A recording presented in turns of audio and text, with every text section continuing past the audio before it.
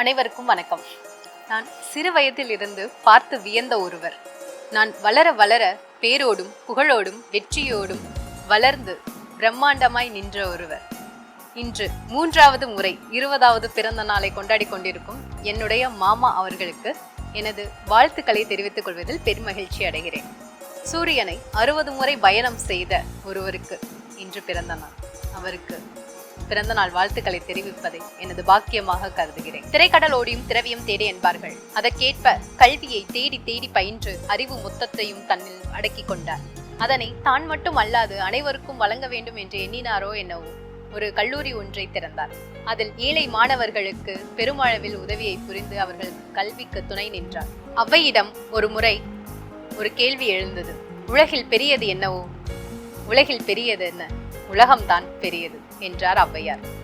அப்போது உலகம் பெரியது என்றார், உலகத்தை படைத்தவர் என்று மறுகேள்வி எழுந்தது. உடனே ஔவை ஒரு பெரிய வரிசையாக பட்டியலை சேர்த்தார். உலகம் நான்முகன் படைப்பு, நான்முகனும் திருமால் உதிரத்தில் உதித்தோன், திருமாலோ அலைகடல் துயின்றோன், அலைகடல் என்று வரிசையாக வந்தது அந்த கூற்று. கடைசியில் இறைவனோ தொண்டரில் தொடக்கம், தொண்டர் தம் பெருமையை கூறவும் பெரிதே என்று முடித்தார் ஔவையார். எனவே உலகில் மிகவும் பெரியது தொண்டுதான். அந்த தொண்டிலும் சிறந்து விளங்கியவர் எனது மாமா. ராமாயணம் அனைவரும் அறிந்த ஒன்று.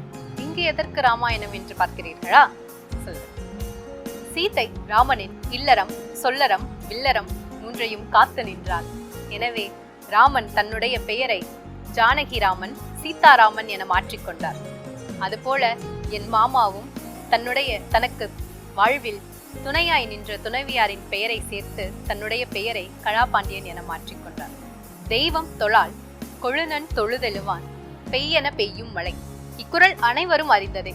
இதற்கு பல கலைஞர்களும் தமிழ் அறிஞர்களும் நிறைய விளக்கங்களை அளித்திருக்கிறார்கள். அதில் எனக்கு மிகவும் பிடித்த அழகான விளக்கம், இறைவனை தொழாமல் தன் குடும்பத்தையே கண்ணும் கருத்துமாய் பேணி காத்து வரும் ஒரு பெண், பெய் என்றவுடன் ஒரு மழை பெய்தால் எப்படி இருக்கும், அப்படிப்பட்டவள். ஏன் இங்கு இதை சொல்கிறேன் என்றால், என்னுடைய அத்தை அப்படிதான். அத்தை எங்க போனீங்க அப்படின்னு கேட்டோன்னே, இல்லப்பா சும்மா தலைவலியா இருந்துச்சு அதான் படுத்துருக்கேன். அப்படியா, எதுக்குயா வந்த அப்படின்னு திரும்ப அவங்களே ஒரு கொஸ்டினே ரைஸ் பண்ணுவாங்க. அத்தை இதுக்குதான் வந்தேன் அப்படின்னு சொன்னோன்னே அவங்க, இதானையா, இந்தா இதை தானே செய்யறேன் அப்படின்னு டக்குன்னு முகம் சுளிக்காமல் அந்த இடத்தில் நமக்கு என்ன தேவையோ அதை அளிக்கும் வல்லமை படைத்தவர் அவர்.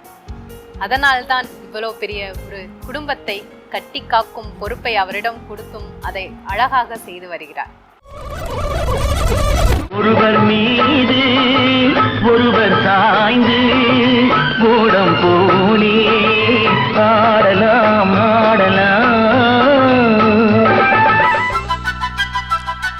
மனசெல்லாம் பந்தலிட்டு மல்லிக்கொடியாக உண்ண விட்டே, உசுருக்குள் கோயில் கட்டி பொன்ன கொலு வச்சு கொண்டாடினே.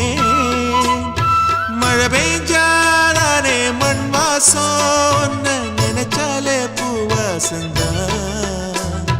பாத மேல புத்திருப்பேன், கையில் ரேக போல சேர்ந்திருப்பேன்.